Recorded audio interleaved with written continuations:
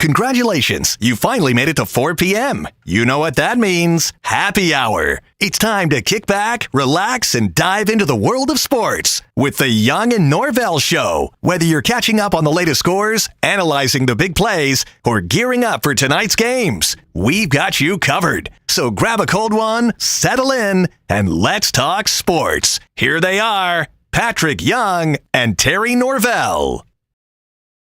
You know things are going well when about 30 seconds before airtime, you have your producer laughing hysterically. Welcome back. Welcome to a Friday edition, the Young Norvelle Show. Of course, our Friday home, Brix, Jax Beach. Gorgeous weather down here. My goodness. Thank you, fall. You don't last long enough, but thank you, fall at the beach. It doesn't get any prettier than this. The happy hour crowd rolling in. The steaks are flying out. You know it by now. The Friday steak special is legendary here at Brix, Jax Beach. $12.99 ribeye special. That includes 2 side items. Are you kidding me? Good luck. Go to the grocery store and find that. Thank you very much. It's about a $35 meal at a grocery store right now. I promise you that. Terry Norvelle here. Patrick Young is speaking today. I'm not sure if his speaking engagement, it is or was or has just left Bentonville, Arkansas.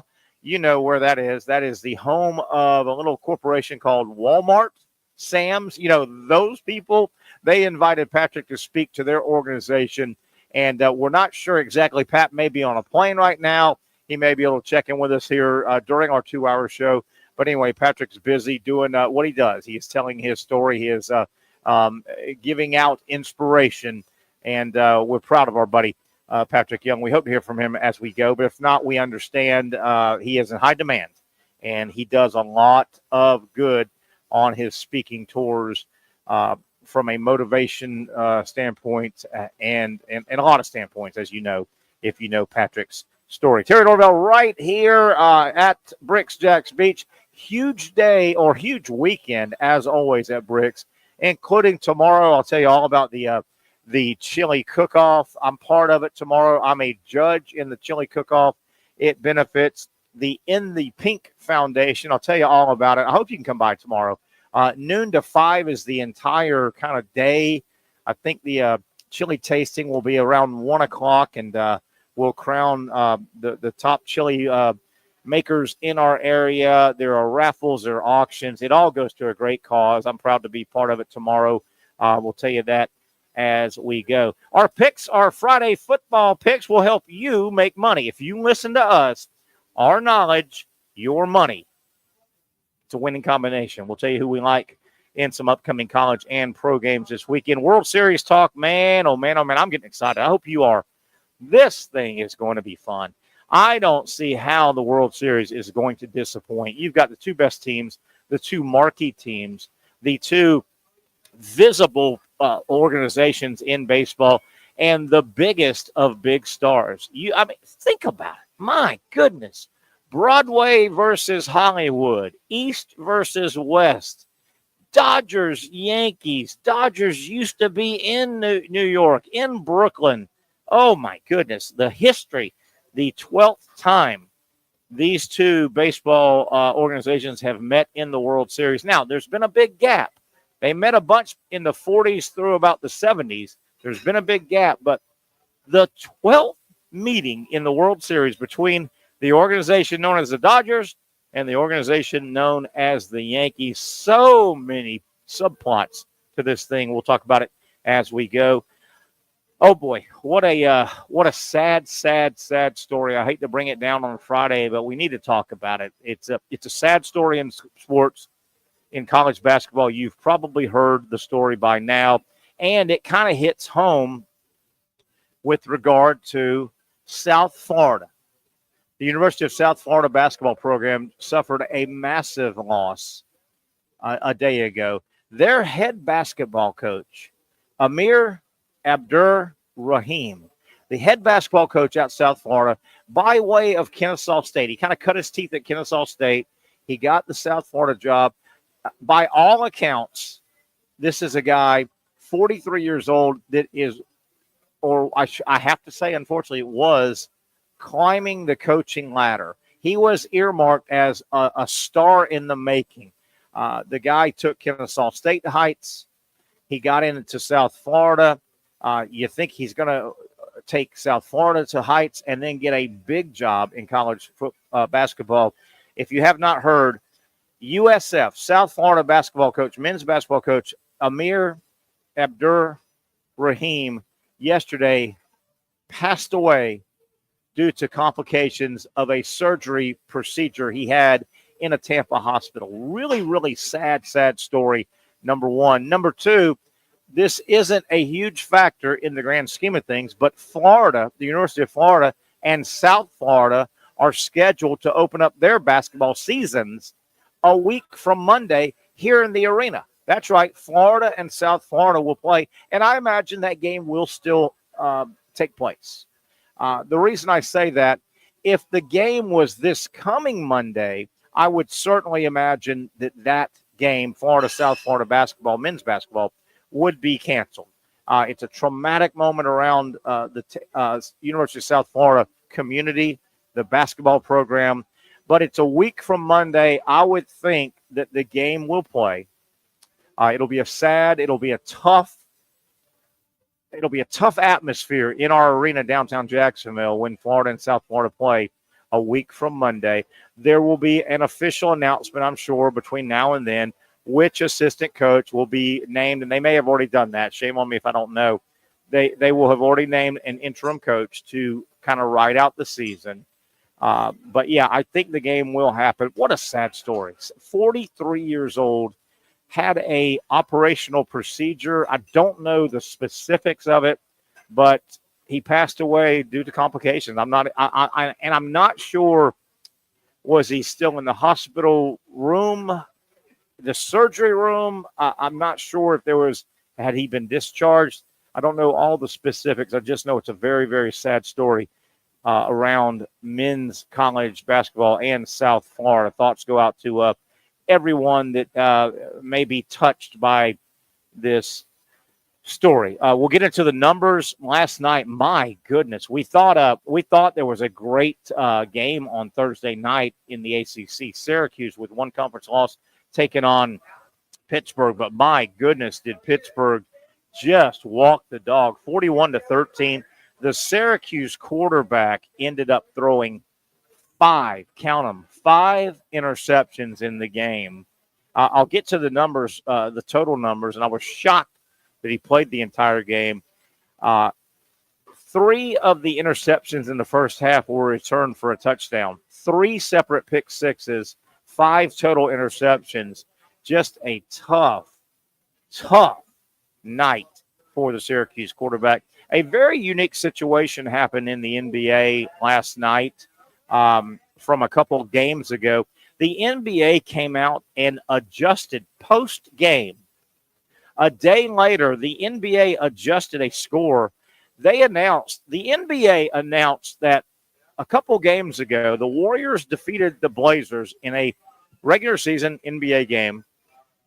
When the game ended the first time, was signed off on, it was 139-104, a blowout loss for the Blazers. The Warriors wore them out. The NBA came out late yesterday, and the news hit this morning, and said, well, actually, we discovered a scoring error. The score was not 139-104. The actual score was 140-104. A free throw was missed in the game. A free throw was counted as a miss when it was a make. The NBA corrected it. They corrected it with transparency. They came out. It's made the wire stories. And the word is, I know some of y'all might have gone right where I'm going to go right now. The word is the extra point that was awarded the Warriors because of the free throw that was made but was scored as a miss. They say the extra point does not affect any of the betting angles. I don't know. I don't know how they can say that 100%. None of the betting angles were affected, they say. But it also makes you wonder how many other times football, baseball, basketball, baseball would be hard because it's a slow-moving game. It would really, really hard. But you wonder, particularly basketball. I mean, basketball's up and down, go, go, go. You can make a basket here and a second and 2 seconds later, another basket on the other end and up and down and up. It makes you wonder how many scoring errors have happened in basketball previously, not just the NBA, in college basketball. You can't tell me. And Zach Rothrock, I'm going to get you on here. You've watched as much sports as all of us. I mean, you're a sports junkie. You work on a sports station. You do a bunch of sports shows. I guarantee you, Zach, you're like me. You've been watching basketball games over your history, right? Over your period of being a sports fan. I've done it before. I've been watching and I bring up basketball because it's fast moving, right? The scores can change quick. Boom, boom, boom. Basket, long pass, layup, dunk, shoot, 3-point, boom, boom, boom. You can't tell me, Zach, and I know I will admit it right now. I've watched many times over the years, and I've watched the game, and I've watched it, and I'm paying attention, and I go, wait a minute. Is that the real score? Right? Have you ever done? Have you ever gone? Didn't they just score? Weren't they on 36 and just made a dunk? It's crazy how fast they do it sometimes. Like how I think Reggie Miller scored 9 points in like 6 seconds. Remember that? Or something like that at one point. But have you ever been? I know I've been watching basketball in particular, and I've watched the action, and I've glanced down at the bottom of the screen, and I go, what is? Wait a minute! I thought they had 42, not 40. I thought that last basket was 58. And sometimes they won't change the score until a couple trips down the court. Yeah, maybe I haven't noticed that with actual scoring as much, but definitely noticed it with like rebounds, for example, like Russell Westbrook when he was on his run where he was averaging a triple-double. I feel like there were times where they would give him a rebound that potentially should have been given to someone else, and then they were also real courteous with his assists. Like a guy would take like 3 steps and do a spin move, but Russell Westbrook still gets the assist. And they would call that. I've definitely noticed there's a lot of that. Westbrook made a 40 foot pass. Guy catches it, holds it, pivots. Yeah. Drives, spins, drives again, shoots, and scores. Well, that's an assist. Right? Oh, yeah. It feels like there's a lot of that. Yeah, there's a lot of or how about a guy that's going for a triple-double like you're describing, and there's a missed shot, 800 hands go up for it, and at some point, and it's a stat, it's a legitimate stat. You can score a team rebound, right? You can say, well, I don't know, that was a team rebound because the ball went out of bounds, and you got to give a rebound to somebody. We'll give it. Well, wait a minute, Westbrook. He was on that half of the court. Let's give him the rebound because it'll help him. Yeah, he looked at the ball. He got a finger on it. He was in the arena. Yeah. He was. There's definitely a lot. He was in the arena, but yeah, it was kind of weird, and it makes you wonder how many. And some points, particularly in basketball, have slipped by the scorekeepers, and probably it's hard now because reading that article about the change yesterday by the NBA. They said any standard NBA game, there's like 6 different statisticians, right, on each side, and then the NBA. So it's hard, but they just had one happen. It just happened the other day, and the NBA had to change it. Yeah, and the statement that you made that initially made me want to turn the microphone on and talk is how they said that this make or no make didn't impact any of the betting. There's literally there's 0% chance that's true. Now it may not have impacted the over under or who won that game. It may not have impacted Steph Curry's point total. But I mean, anyone who's playing fantasy basketball, it makes a huge impact. If they're playing DraftKings like daily fantasy, it makes a huge impact if that basket counts or not. I totally agree. Zach, hang tight. We're going to zero chance. Yeah. We'll get back to that. We're going to get a guest on here, and I kind of teased a moment ago that tomorrow is a huge event here at Brix. Let me say hello to our guest. Here you go, sweetie. Put this on. And I want to talk some chili cook-off, and we want to talk what we're doing. I'm not sure if you're on 2 or 3. Can you say hi, 1, 2? Hi, 1, 2. Can you hear yourself? Uh-huh. Hi, how are you? I'm good. Tell everybody who you are. I'm Jerry Millard from In the Pink. Okay, Jerry, so good to have you here. Terry Norvelle, Zach Rothrock is our producer. We're very excited, Jerry, for the event coming up tomorrow here at Brix. These folks are good to us, good to our show. Jason Reynolds, we go way back, wonderful person. He is proud of the event that's coming up tomorrow. A lot of my friends are involved, Doug Nye, Mike, a lot of people. And somehow they decided I'm a quasi-celebrity. I'm going to be a taster tomorrow. Let's talk about what's going on. The 14th annual chili cook-off to benefit the In the Pink Foundation, Breast Cancer Foundation. Not breast cancer. Or talk about it. All cancers. All cancer. Okay, talk about it. In the Pink is located right here on 3rd Street, actually. Okay. And it is a nonprofit for women with all types of cancer. All types of cancer. And we carry everything under one roof that cancer patients need once they leave the doctor. And when I say that, I mean things like wigs, hats, scarves, radiation cream, Right. lymphedema garments, compression garments, everything. Everything. And I'm so glad you went there, because my little notes here, and pardon my ignorance, but my little notes, I said, I've written to myself, items, supplies. What does the fundraising go toward? And you just answered it. There are so many ancillary things that are needed when someone's battling cancer. Right. How our nonprofit works is we are a durable medical facility, but just a little piece of durable medical. Durable medical is generally what people think of as wheelchairs, walkers, potties, all that kind of stuff. We don't carry any of that kind of stuff. We only carry cancer-related items, but they are covered by insurance, many of them. Okay. So mastectomy products, mastectomy bras, wigs, radiation cream, compression garments, a lot of those things are covered by insurance. And this sounds like daily necessity items. Oh, yeah. Not that a wheelchair is not, but I mean, these are functional daily items that are needed. Absolutely. That are needed. And probably 95% of my clients are breast cancer patients, because we have different needs as breast cancer survivors. Obviously, they remove body parts, of course, in other words. And so, like I said, everybody always assumes we're just breast cancer, but we're not. And from the very beginning, we've been for everybody. So any revenue. When you say male and female. Yeah. Male and female. Cancer is cancer. Yeah. Cancer doesn't discriminate, really. Right. But mostly female. But most men don't have a need except for maybe radiation cream. Sure. Or I do a lot of compression on men as well.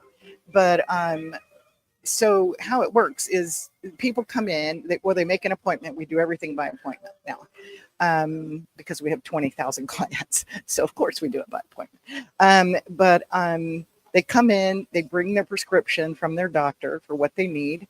If it's covered by insurance, we file their insurance for them. Sure, you do. They don't pay a dime. They walk out, and then any revenue that's generated from those insurance sales, or from just something cute they pick up in there that they want to get a gift for a friend or whatever, all that money or any of the profit from that stays In the Pink. Of course, yeah. And then when someone comes in that has a Medicaid card or has no insurance at all, they get the items that they need for free. Wonderful. So it's just people helping other people in their community. Yes. We've been there 15 years. And that's how how we work. Yeah. And we are just jam-packed because there's not many of us around. And in fact, In the Pink is the only one in the United States that does this as a nonprofit. Nice. Yeah, I had to argue with you the mentioned, IRS. I can imagine. You mentioned 20,000 a moment ago, the number of... in 15 years. That is, to me, it's a double-edged, that's a wonderful number. I wish it was zero. Me but too. It's a wonderful number. Yeah. Helping that many people. Yeah, and as a new concept, like I said, the IRS, I had to argue with them for 9 months because they couldn't wrap their head around, but I wasn't going to keep the money. Yes. And until I gave them the Yes. analogy of, well, the Boy Scouts are a nonprofit. They sell popcorn. The Girl Scouts sell cookies. Sure. They just don't keep Sure they the do. money. Yeah. They just don't keep the money. Yeah. They turn it around into camps or Sure. things for the kids. Well, I'm turning it around into the community and giving these people free items that need them. And about 35% of the clients we see get what they need for free. Nice. Tomorrow here at Brixx Jax Beach, a huge day. I mean, you look at everything, and we can go over it. 14th annual chili cook-off. So we'll have a bunch of chili teams that think they are the best chili creators. You get in the event, get in the event for $10, eat all the chili you want. There will be raffles. There will be auctions. Obviously, the door charge is part of the fundraising. Mm-hmm.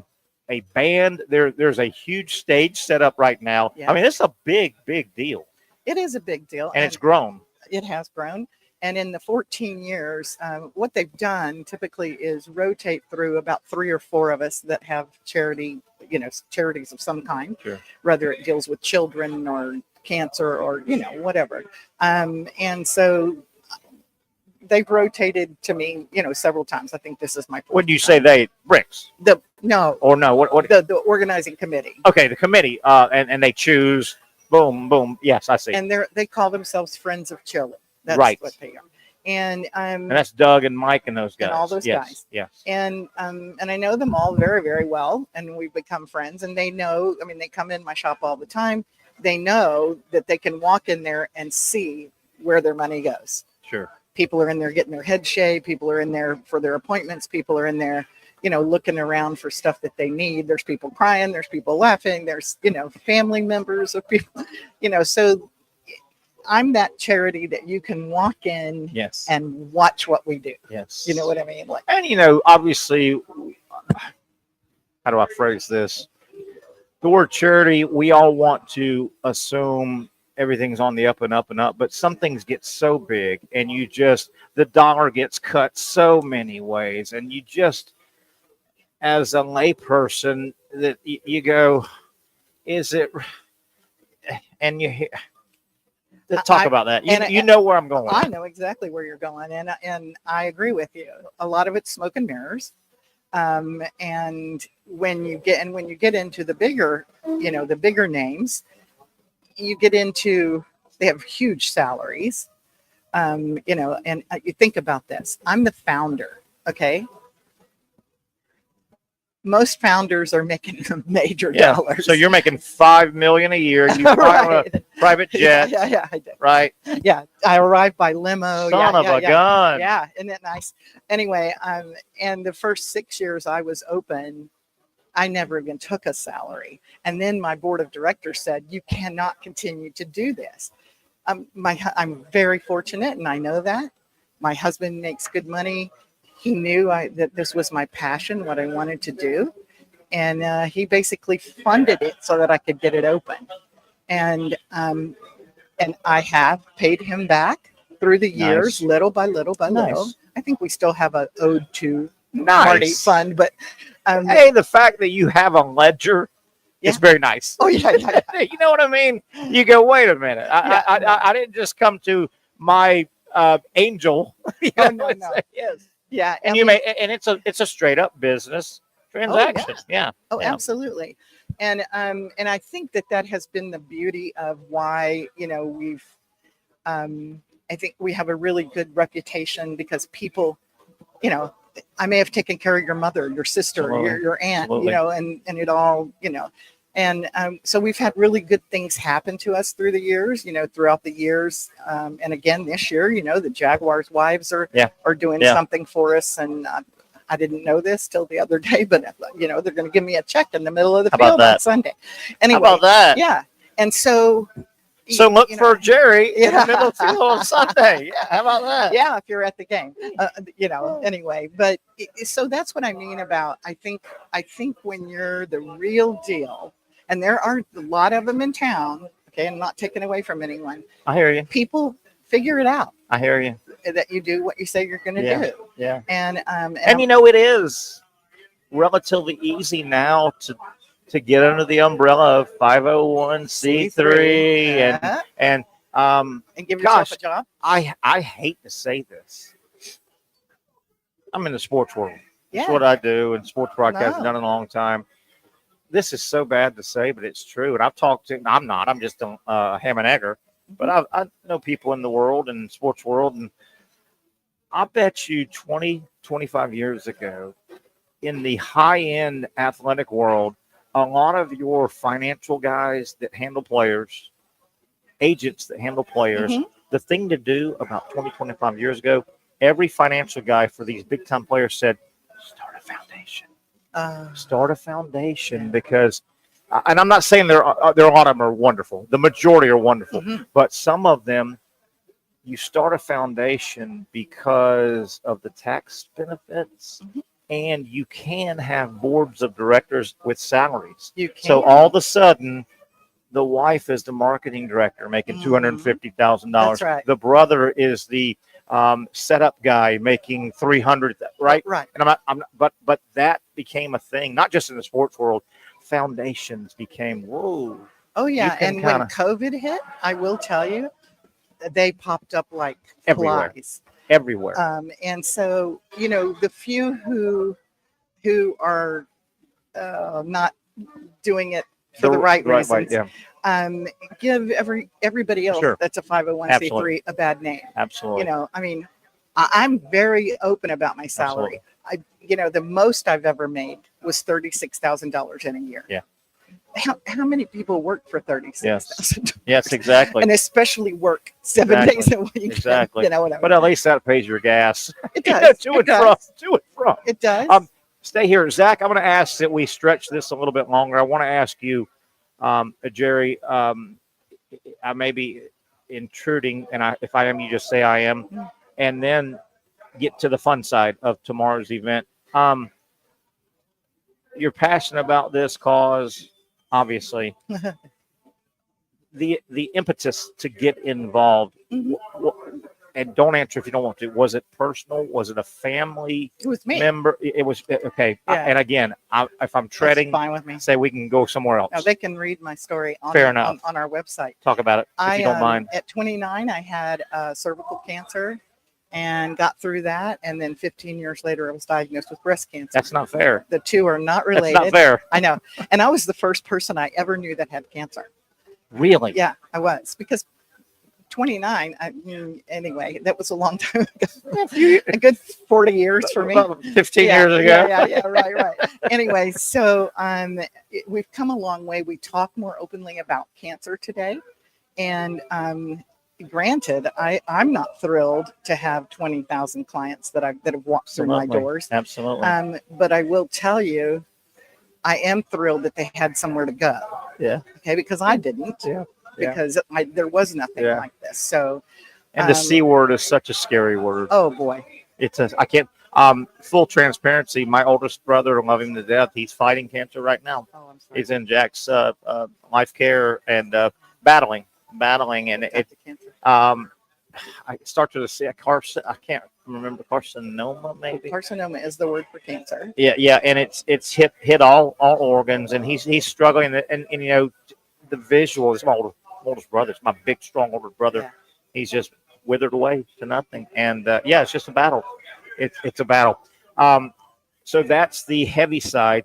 Thank you for sharing that part. Yeah. The fun side. Well, I touched on it. We're gonna have fun tomorrow. We're gonna have a lot of fun tomorrow. Yeah. Chili cook-off, a band, white chili. They have all kinds of chilies. Yes. You'll have people who make chicken chili, people who make chili, venison chili. You know, I mean, it goes on and on. These people, and the fun thing about it is, all they get's a trophy. Okay, like but pride. It's the pride. Oh, it's bragging rights. Are you kidding? But they're doing it, you know, for all the right reasons. Yes, they're not in it to get some money. They're that they love getting that trophy. I mean, I'm serious. And it's always really nice because Aaron Bean, he's going to be here tomorrow. Councilford, and I've known him for a long time. He did my very first auction when I opened, so 15 years ago, and he's just a super guy. And he has never turned me down for anything I've asked him to do. He's just incredible. Now, there's a rumor going around. It's floating. You can probably see it. There it is. That you may sing with Project X tomorrow. Oh, I have not heard about that. And I'm not sure anybody wants to hear me sing. No. We've got raffles tomorrow. We've got auctions, $10. Live auction. 10 little bit dollars to get in. Eat all you want. And taste all those good chilies. It's going to be a lot of fun. The final thoughts with Jerry here from In the Pink, the foundation. Is this the major fundraiser? Do you do multiple things during the year, or how's it work? We spread them out. Yeah, okay.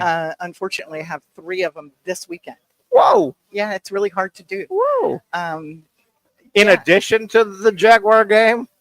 Gosh, you're fancy pants. Oh, you know? no. You're fancy. I do not know how people do this, that do it like. Are you helicoptering in? Yeah. No. I wish, though. My husband is a helicopter before he was. No, but I am running between events. Like I'll be at one. You're event so TMZ. You know that you're a TMZ. Oh, you're cracking me up. It's really incredible. It makes me smile only because I know that these people want to help people, and I think that is cool. Nice. I think that's very cool. I'm looking forward to it tomorrow. I'll be here early, and man, we got ball on. We got a great cause, and football everywhere. It's just a good time of year. The weather's unbelievable. Yeah. It's going to be incredible. Nice. The band will be outside. The big tent set up, and I think the weather's right. It's going to be 82, 83 again. Here. Perfect weather. Are we missing anything? Do we need to hit anything before?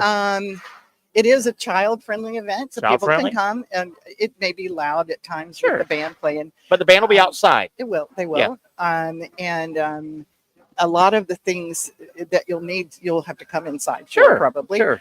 But it's not like it's very far to walk. No. But it's a great venue. Jason has been. I was going to say, can you speak to Jason Reynolds and his staff real quick? They have just been incredible to me and to the committee. We meet here once a week, and I have to give them a shout out. They're awesome. They're good at what they do. Awesome. Yeah. And obviously, Jason, his history, his love of the beach.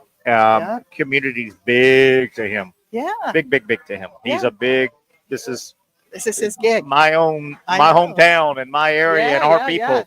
And we mean that obviously across the ditch, this side of the ditch, Duval County. Oh, I appreciate that. And everything. Thank you so much. I've enjoyed it, and I look forward to seeing you tomorrow. If you even recognize me, it sounds like you're a big wheel. You're a pretty big wheel. I am not a big wheel. You're hilarious. I'll have on a pink shirt. All the waiters, waitresses, everybody will have on a pink shirt. It's going to be a big time. Yeah. Look forward to it. Thanks for your time. I know you're busy. Thank you so very much. And Zach, thank you for, you can just set that down. Thanks, sweetie. Zach, thanks for letting us go a little bit long there. Let's go ahead and take a break here. We'll come back. A lot to get to. We've got our picks. We'll have Brent Beaird coming up talking college football at the top of the hour. I want to get into the Syracuse quarterback, Kyle McCord. Wow. One of the toughest games I have ever seen. Boy, he struggled, and a lot more to get to. It is a fun Friday. I hope you folks, if you're in the area, can help us out tomorrow. You heard it, the foundation to help cancer, not just breast cancer, but cancer in the pink. Jerry did a great job, I think, explaining everything. There's Mr. Mike. Tomorrow, noon to 5, from 12 to 5, the chili tasting that I'll be involved in. I'll be here probably about noon watching college football.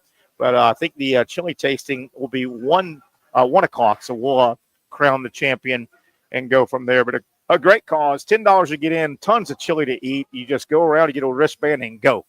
Eat all you want, participate in the raffle, participate in the auction, and you'll feel good about doing it. I promise you that. Let's take a break here. A Friday edition. A lot going on. Glad you're with us here. The Young Norvelle Show coming to you on or from Brixx, Jax Beach, right here on Action Sports Jax.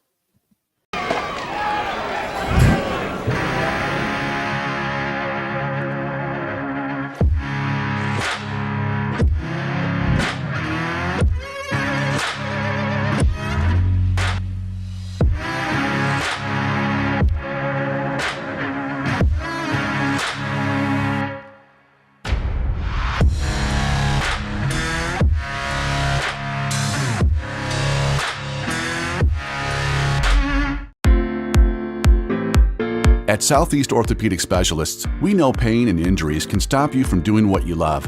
This is why our board-certified orthopedic specialists offer the latest in both non-surgical and surgical treatment options and create a treatment plan tailored to your unique lifestyle and goals.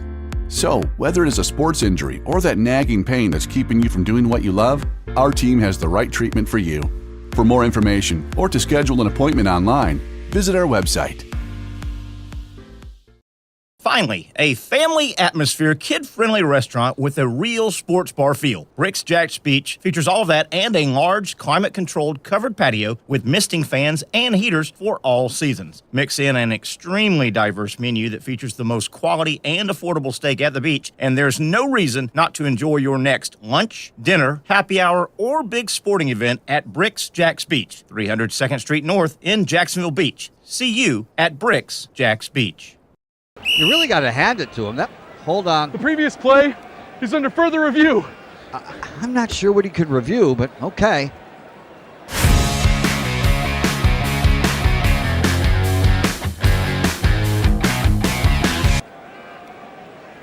Sure has been a while. Dine in at Hurricane Grill and Wings for the football season. Well, there he is. Oh, what is that? The Action Sports Jax 24/7 network is streaming. I'm Stuart Weber, and I'm here to teach you a nice three-step process on how you can watch all your favorite programming from the Brent and Austin Show every weekday 10 a.m. to 1 p.m. or the Cup Date with me. It's fantastic. We talk NASCAR. It's a great time. Wednesdays at 1 o'clock. All right, first step, easy. Download the Action News Jax app. You probably already have it downloaded on your phone, so you might already have that one taken care of. Step 2, see that stack of pancakes up there? You click that stack of pancakes, and it's going to bring down step number 3, which is a full screen of all the different streams that you can click on, including the Action Sports Jax 24/7 stream. You click that, the video's rocking and rolling on your mobile device, you're watching all the shows you want to, and you're having a good time. You can also do it on your smart TV with the Action News Jax Now app. I do it on my Samsung TV at home. It's a great way to watch it on a nice, large screen for all the content. That's the Action Sports Jax 24/7 network. Hope you can find it. You trust CGC to make your water great, and now you can trust CGC with your plumbing needs as well. Fast, convenient scheduling, licensed and insured. A quick call away at 904-552-1242. You never know when you're going to have an issue with a shower, toilet, or maybe it's a sink that sometimes is easy to fix. All right, let's be honest. I'm not fixing anything. I'm totally staging this because when I have a plumbing problem, I call CGC Water Treatment and Plumbing. Trained professionals, transparent pricing, customer satisfaction. Small problem or even a bigger issue. Maybe you need a new tankless water heater or something a bit more intricate. The experts with 25 years of experience at CGC Water Treatment and Plumbing can do it all. Call 904-552-1242 or visit cgcwater.com. That's 904-552-1242 or cgcwater.com. CGC Water Treatment and Plumbing, an authorized independent Connecticut dealer. Florida license number CFC 1432579. You folks know that Friday vibe. You know, you know that feeling. It doesn't happen every Friday, but when you're out and about, it's Friday afternoon. Work day's basically over. Everybody's showing up. Well, that's what we got cooking here at Brix Jax Beach. Man, speaking of cooking, the Friday special, it's a standing special. The number one special at the beach for years. The $12.99 ribeye special includes 2 sides and just a fun, the happy hour crowd's rolling in. Just a fun atmosphere. You could tell you could tell this is one of those weekends because of the weather, especially, that all the beach people are going to be out. You know that. I can see them coming out right now. You know, the townies are coming out. Man, everybody wants the beach vibe. They want to be at the beach. You can't go wrong starting or including your weekend stop at Brix Jax Beach. It's going to be a fun time. Remember the huge 14th annual chili cook-off tomorrow right here at Brix, noon to 5. I'm going to be here. I'm a judge for the chili cook-off. The entire event, raffle, auction, the $10 charge at the door to eat all the chili you can shove down your pie hole. That all goes to the In the Pink Foundation, supporting cancer victims. You heard Jerry on earlier. Great cause. Hope you can come by. Come on up. I'm going to be here for a few hours tomorrow, obviously judging the chili contest. and we'll watch some ball together. As a matter of fact, I think Navy and Notre Dame are on a lot of good games. Good college football weekend, definitely. Speaking of Zach Rothrock, let's do some picks. If you are you ready or are you close to ready, Zach? It's Friday. Got to do our picks here. Oh yeah, I'm ready. All right. I stay ready, so I don't have to get ready. I love it. I freaking love that. That's a great credo to live by. Stay ready because you don't got to get ready. All right, let's start with our show versus show. All right, me, you, and Patrick, we do our picks against the other shows. It's 3 college and 3 NFL every week. We don't pick them; they're picked for us. The actual games. Let's go ahead and do these, and hopefully Patrick will get his picks in on our individuals, and we'll do those in a moment. All right, Zach, here we go. We got to tighten up, man. We were at the top. I don't know where we're at, but we've struggled the last couple of weeks. College game number 1, show versus show. The Washington Huskies are on the road at Indiana. Okay, Indiana, highly ranked, having a big season. They are undefeated. Indiana, 6.5-point favorite, but their quarterback is out. It looks like Nathan Rourke has busted his thumb. So Indiana, I think they're out of they don't have their starting quarterback. Zach, what are your thoughts? The Huskies, year number 1 with Kalen DeBoer gone, at Indiana, one of the Cinderella teams so far. What are your gut? Let's talk our way through this. What's the point spread on that? Indiana is giving 6.5, so just under a touchdown. It's a tough one, man. It's tough. I don't. The Indiana quarterback is out. I'm trying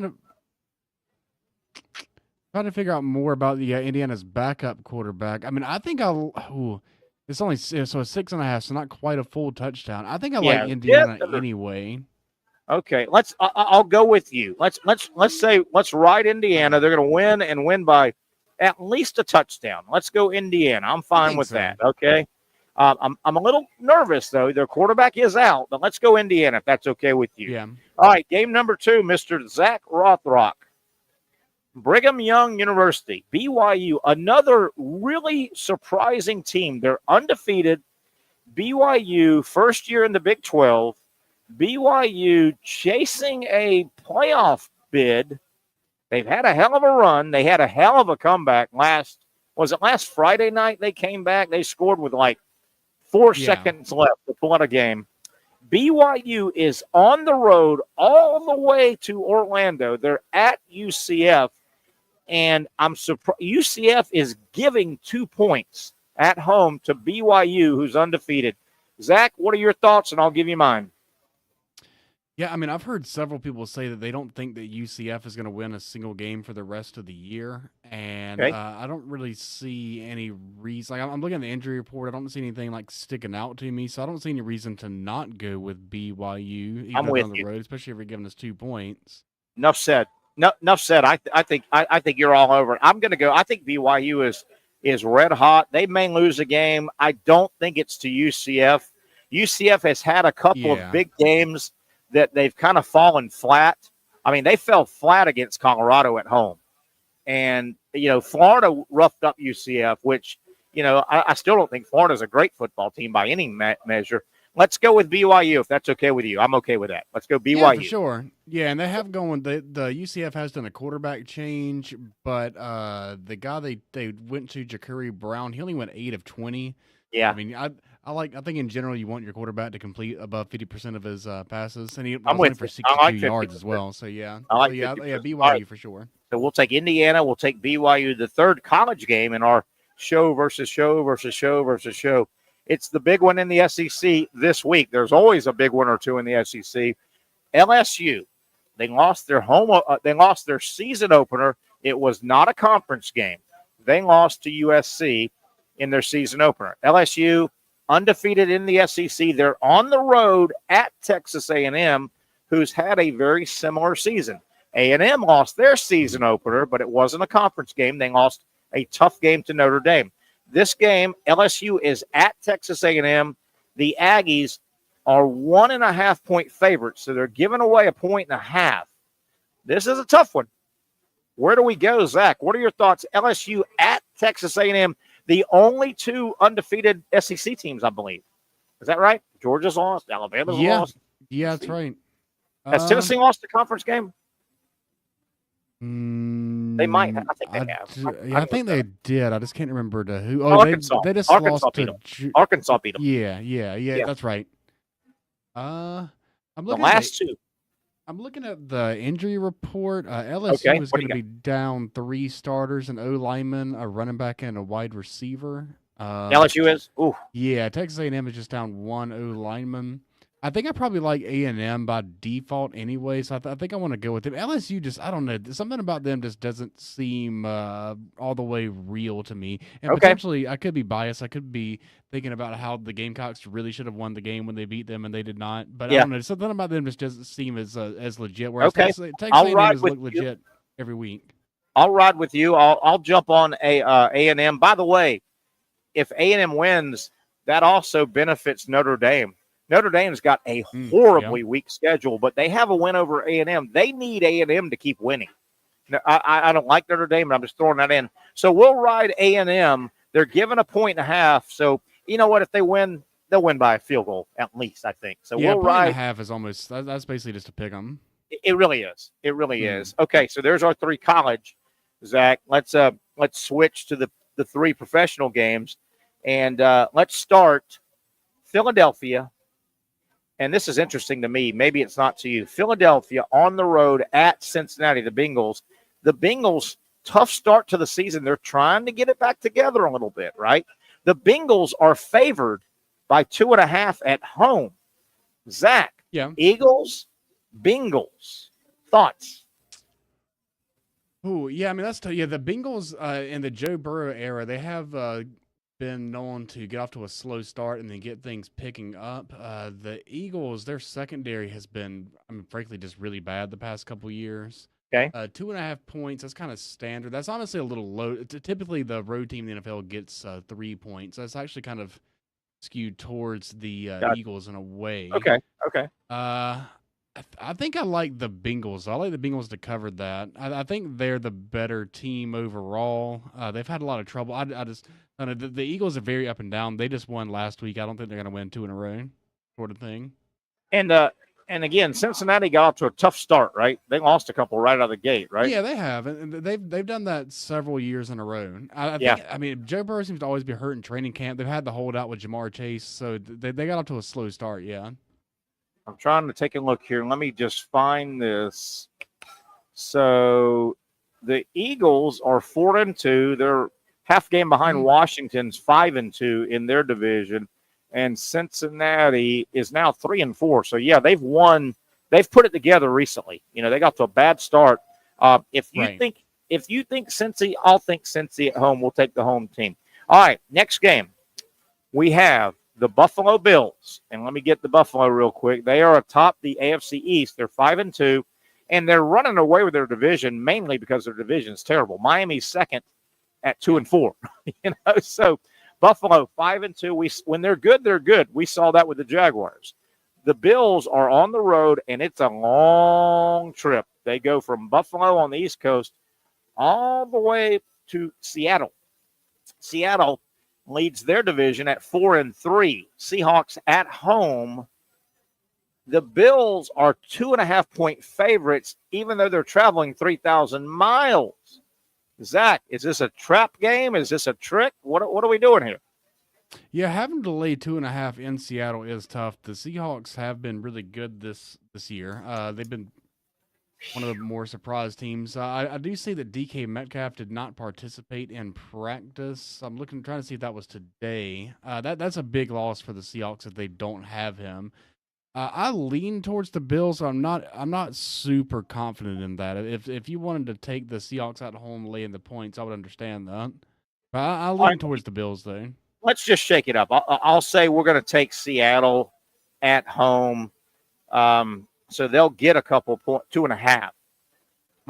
So they got to win. Yeah, I'm not crazy about me overruling you here, but I'm just going to kind of play the odds here, because you're not that smart, Zach. I mean, come on, let's be serious. I mean, right? they're at home and they're getting points, so I get it. I'm not, like I said, I wasn't super confident in this. Yeah, one. And I don't feel good about this, but I'm just kind of okay. Maybe we got to shake it up a little bit here.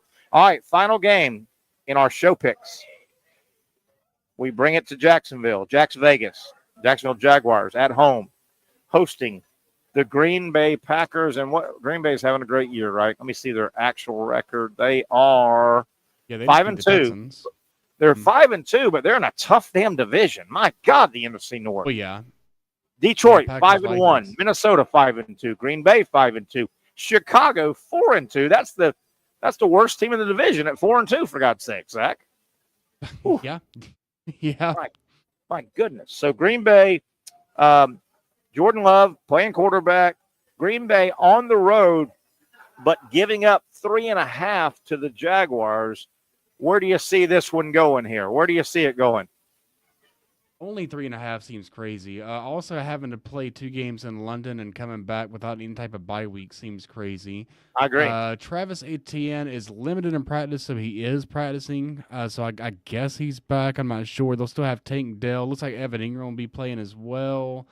Packers look relatively healthy. I mean, for my pick, I'm picking the Jaguars because I'm doing my shtick again. You know what I mean? But I don't know. 3.5 frankly doesn't seem like enough. I'm personally going to take the Jaguars, but yeah, 3.5 doesn't seem like enough if you want to take the Packers. I'm overruling you. We're going to take the Packers here. I think they'll win by more than 3.5. Side question before we do our individual picks. Is it time to say Tank Bigsby is the number 1 running back that should be on the field the majority of the time? ETN should be special calls, maybe passing game calls. What are your thoughts on that? It looks like Bigsby is. It's a strange scenario. It's kind of like a ghost hamstring injury. Like it's not really clear on exactly what's happening with that. Yeah, I'm not ready to fully declare that. I think they could potentially do some type of 50-50 role, like a thunder and lightning type thing. I could see that. But I mean, to me, I've always, ever since he was at Clemson, I felt like Travis Etienne is a super talented runner of the football. But he's also not the type of guy that you necessarily want to give 30 touches a game to. His body can't handle that. Where I think not that. So you need a Tank Bigsby. You need that guy. I think you want to have both of them on the field in their own roles. Well, I think I'd like to have Bigsby on the field 3/4 of the time. 3/4 of the time. I think really like it. I don't think that he's been healthy this year. I think that he's been not himself. He hasn't been as explosive. Maybe. All right, Zach. Bigsby's good though. Let's do our 3 picks, and we'll get Pat's as he's traveling back from his speaking engagement. Patrick Young speaking to the Walmart Sam's Club group of executives up in Bentonville. I'm not sure if he's traveling, but we'll get his picks before the games start tomorrow. Zach, we picked 3, and we assigned 5, 10, and 15 on our confidence meter. I'll start things out. I'm going to go right back to a game we've already picked. One of my games, I'll take BYU, and I'm showing in my notes they are giving 1 point. I'm going to take BYU on the road at UCF. Give me BYU, and that is a 10-point game. Zach, give me your first game. Yeah, my first game, I'll do my 5-point game. I see the Jaguars +4. If the official says 3.5, I'll take that too. I wouldn't imagine the half-point matter that much. Yeah, I mean, look, going with the local teams worked out last week. I'm going back to it. I can't do the Gators, but I got something for that. So the Jaguars for my 5-point. So Jaguars are getting plus, I guess, 3.5. Okay, plus 3.5. You're taking Jags. That's your 5-point game.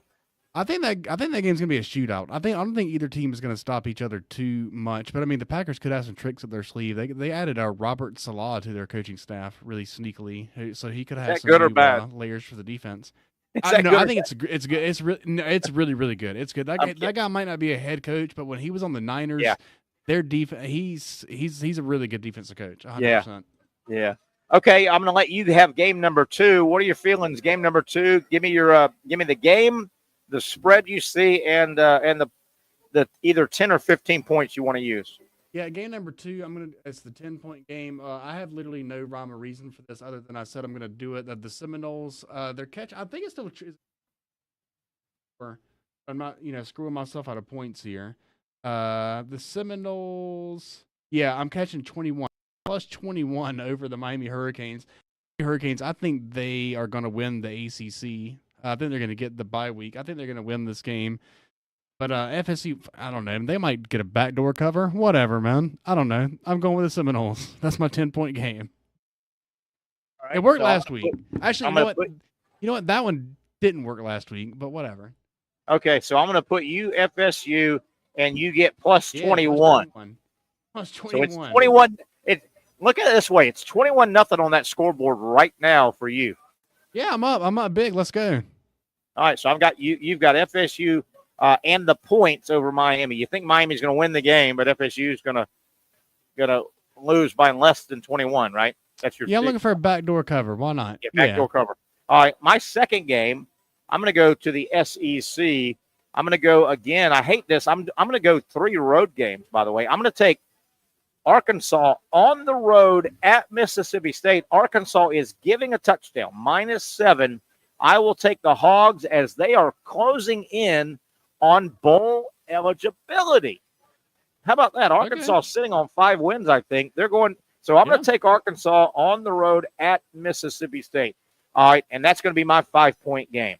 So FSU was your what point game? I can't remember. That was 10. That was your 10. Okay. And Zach, I'll let you do the final one, and I'll do my final one. What's your third game? This will be your 15-point game. Yeah, so my 15-point game. I'm going a little bit off the board here. This is college football. I'm going to go with the North Texas Mean Green. They're catching 8 points against Tulane, so +8 at home. North Texas is at home? Yeah. North Texas versus Tulane. Oh, my goodness. Yeah, they're catching 8 points.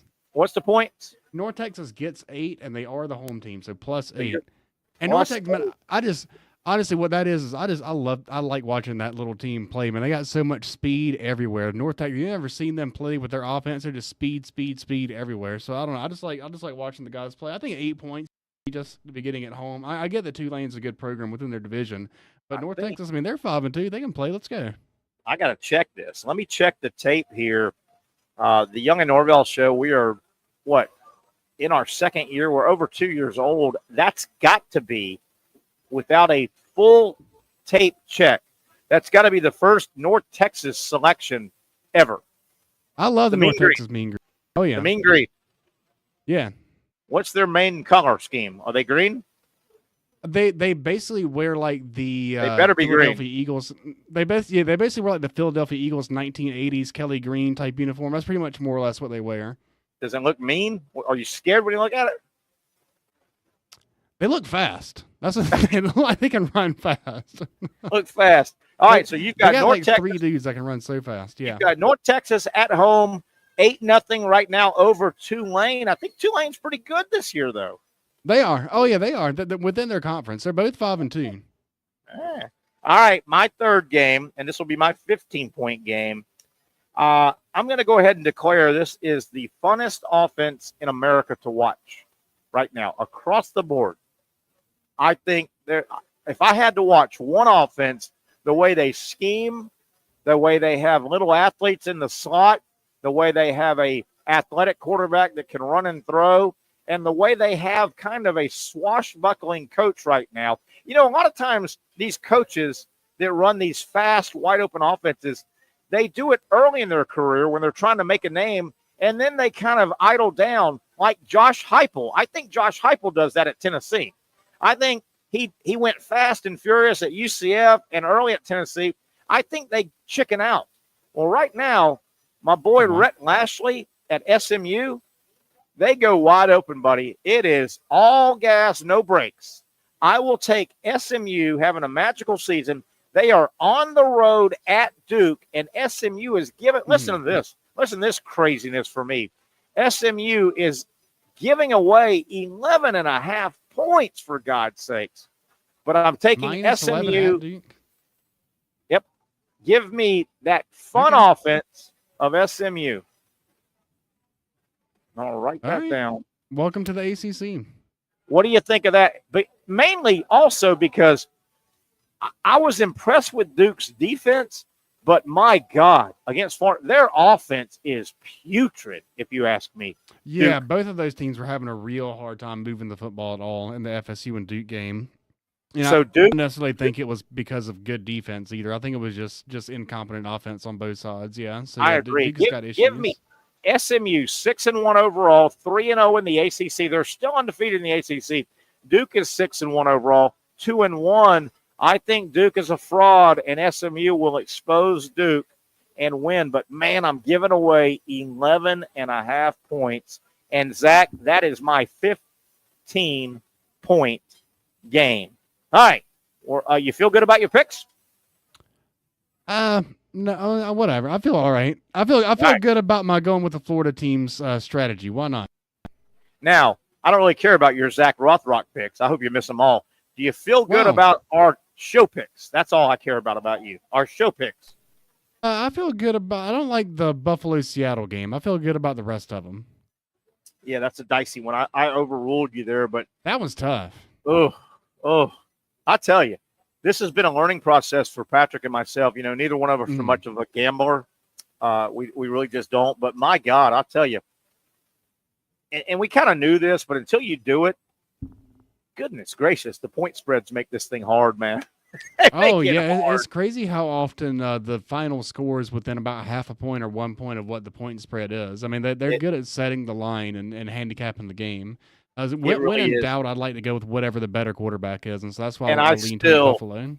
And I still want to know, somebody before I die has got to do a documentary or a book or something, how and where, and it seems like nobody wants to talk about it. I don't know if it's fear, but somehow Vegas gets more info than the world. How does Vegas, they don't just throw darts on the board and say, well, we can give Dallas 3.5 points over Philly, right? Yeah, I mean, are they buying off coaches? Are they buying off medical staff? How do they get their freaking information? Yeah, I think it's some combination of, they have an inside guy like a Beta, someone on the staff, et cetera, with a lot of different pro and college level teams. And then they throw that information into a computer machine with some really complex algorithm that just simulates it 10,000 times, and they go from there. And I hear all that, but how has some guy on his deathbed, on his I'm taking my last breath in the next couple of days, how does that guy not call a reporter or get a recorder and go, hey, by the way, here's how Vegas does it. I was inside. You know, how do they get this freaking information? And nobody ever narcs anybody out. Is it mafia? Yeah. Oh, I mean, I feel the same way about like aliens. Like, how do we not know where the aliens come from? But yeah, I think it's just a really complex computer algorithm that I don't even think that the people that operate it really fully understand how it works. I think they just kind of hit a button and let it go, and they print money, more or less. I just don't understand how somebody hasn't narked out the system on their deathbed somewhere. You know, maybe they did, and then their memory and everyone's memory got wiped afterwards. Maybe that has already happened. We don't know. We can't really be 100%. That almost sounds like some crazy theory for a book. You should write a book about something like that. Something like, I don't know, maybe potentially some. Yeah, that is. It's based. I think that's from Men in Black. Is what that's from. I don't want to tell you what to do, but you should write a book about something like that. There you go. I might potentially. I think. Let's take a break here. Well, we'll put hour number one to bed here. The Young and Norvelle Show from our Wednesday home. You know it by now. It's stirring up pretty good. It's kind of the pre-chili cook-off party here on a Friday evening. I'll be here tomorrow most of the day. Come by, support a great cause, chili cook-off, to benefit the In the Pink Foundation, which helps cancer victims, people with cancer, not just breast cancer, but cancer across the board. I hope you heard our interview earlier with Jerry from the In the Pink Foundation. We'll talk college ball. We'll get deeper, if you can imagine that. Brent Beaird, the best in the business, our college football analyst, will join us here in hour number 2 on the Young and Norvelle Show, coming to you from Brix, Jax Beach. For those dealing with pain from a sports injury, arthritis, or spine condition, Southeast Orthopedic Specialists offers innovative new non-surgical options. Our regenerative medicine treatments, including platelet-rich plasma and other regenerative treatments, use your body's own restorative cells to aid in treating injuries. These procedures are performed in our offices and typically require minimal downtime. If you want to get back to doing what you love, our regenerative treatment options may be right for you. For more information or to schedule an appointment online, visit our website.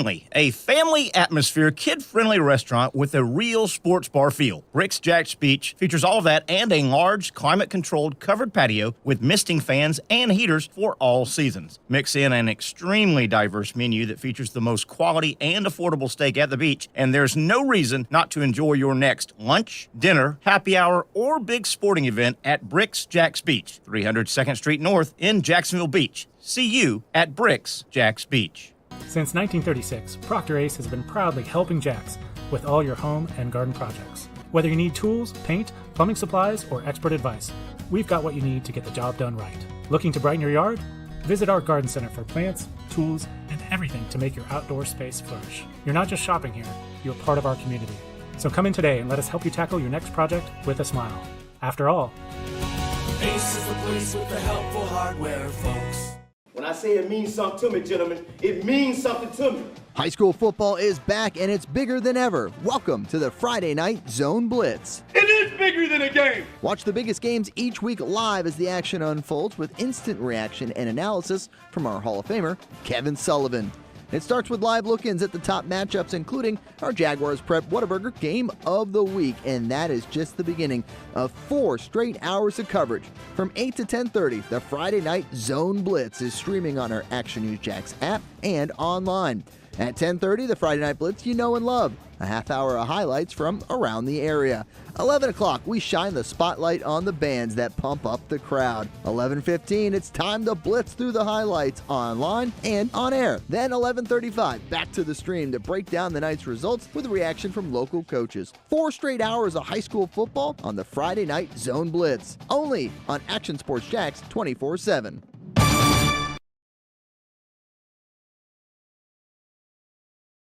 Baker Sports is local sports. Uniforms from Pop Warner and Little League to travel ball, high school, and college. They make you look good. They help you play good. Baker Sports has been helping families make memories that will last a lifetime with their Baker's Buckets. We've got a lot of these filled with baseballs and softballs in the garage. I've been throwing batting practice to Ty and Kaylee for years and also sit on the Baker's Bucket, catching Kaylee while she practices or pitching. Baker Sports is homegrown, and a lot of employees that used to play on local ball fields now work for Baker Sports, now helping you look good, play good, and make memories of your own. Visit Bakersport.com to see what Baker Sports can do for you. Custom apparel, Nike, Under Armour, Adidas, embroidery, screen printing, and more. Baker Sports is local sports, from Jacksonville to anywhere in the Southeast. Bakersport.com.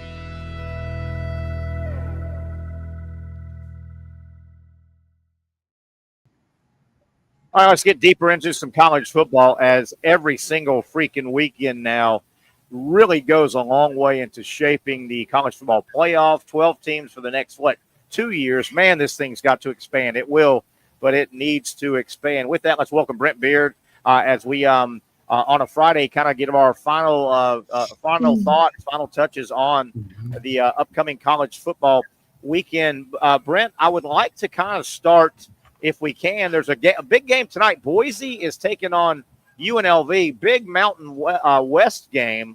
I think it'll be the most viewed UNLV football game ever, because people are going to really be watching Boise State and their Heisman candidate. What about last night's game? I don't think anybody saw Pittsburgh absolutely routing Syracuse, even though Cuse was on the road. And Brent, I felt sorry for Kyle McCord, the Syracuse quarterback, and I was a little disappointed in the Syracuse coaching staff. I'll get to that in a moment. How surprised! I was stunned that was a 41-13 Pitt win last night. And it was over at halftime. Over.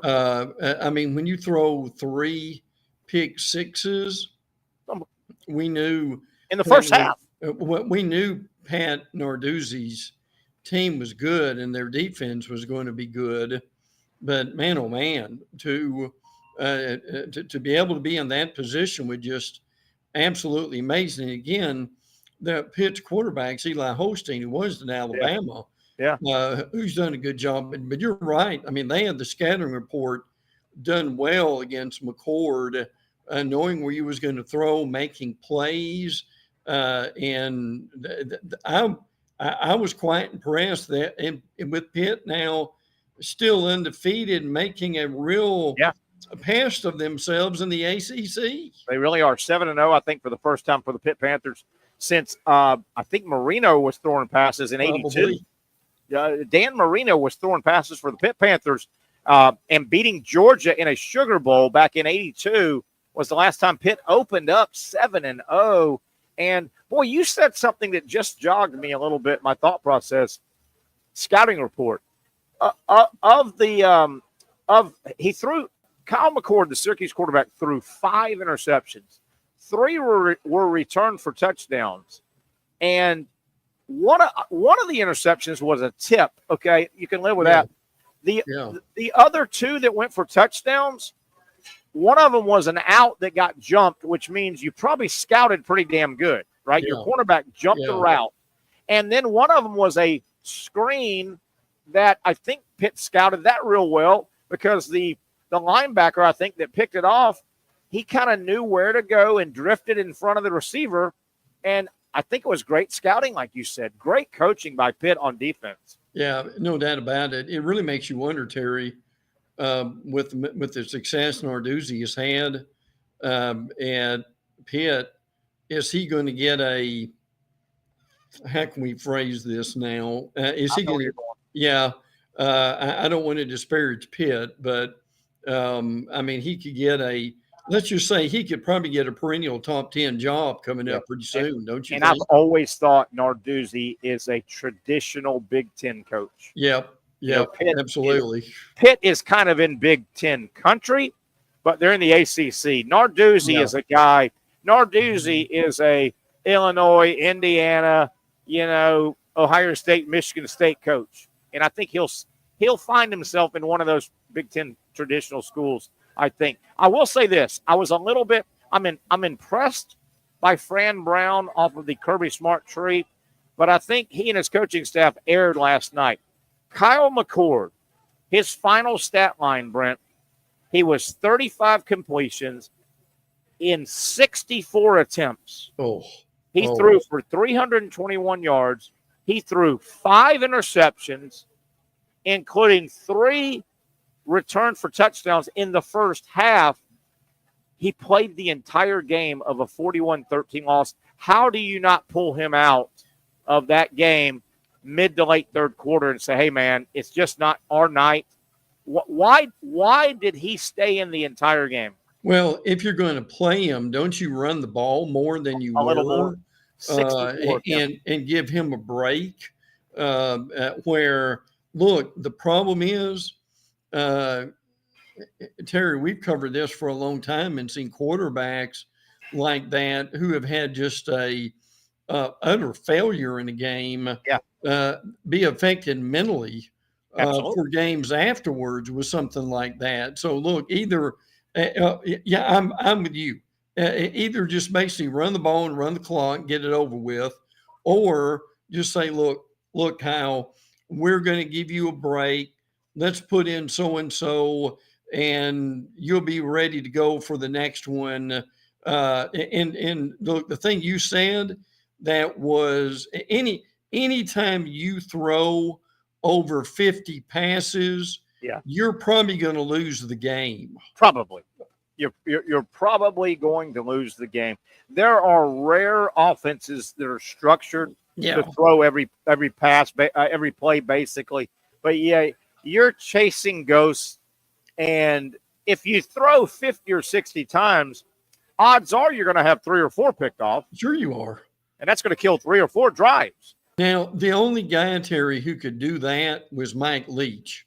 Sure. Frankly, because his short intermediate passing game were like running plays anyway. Controlled passing, So that would have been a big help. Yeah, I think, and look, I mean, Terry, can anybody really win at Syracuse right now? It's tough. I think they can. I think what we've seen is, I think you win at Pitt quicker than you win at Syracuse. I would agree. Brent, you and I text a little bit this morning.